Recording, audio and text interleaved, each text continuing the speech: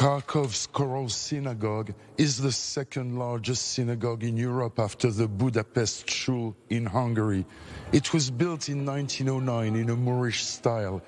20,000 Jews live in Kharkov, 200,000 in the whole Ukraine according to the estimates, because some have loose Jewish roots, so no one really knows.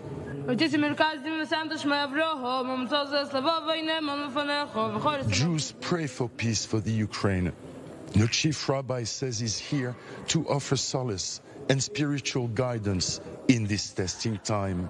First, the most important thing for people is not to lose hope, not to panic, not to lose hope.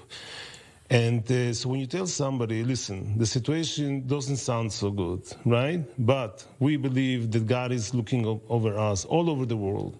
And if you are going to pray and you are going to do good deeds, instead of just reading the news the whole day, how bad things are, try to do a good deed.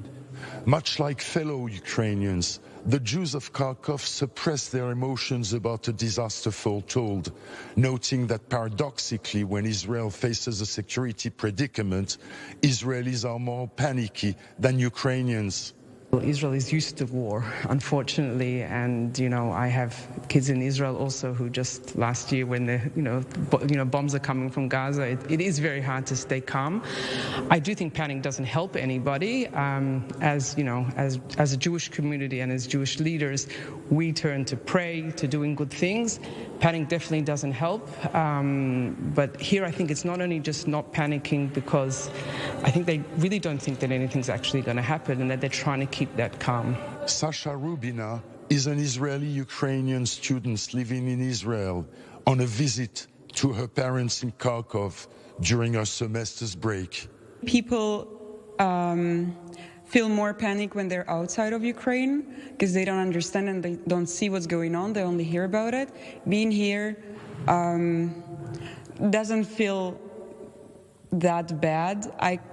I wouldn't say many people are afraid. Some of them are, but some make jokes about it and just keep living their life. Off the record, they'll tell you that they find the leaks in the Israeli media about Israel negotiating with Russia a safe passage for the sake of Israelis stuck in Ukraine quite offensive, as if their country's invasion by Russia was a fait accompli, and they worry that the message is dividing rather than unifying. The main problem is there's a gigantic Jewish community here. A gigantic Jewish community, and there's like the feeling that you talk about the Israelis. Don't divide us. We are one Jewish community. Suppressing emotions is also part, in a sense, of the old Soviet mentality, that is, not trusting the media, trusting the authorities. Caught between and betwixt this media war of fear-mongering and warmongering, above all, they rely on God and on their community. This is Pierre Kloschendler in the Kharkov Choral Synagogue, the Ukraine, I-24 News.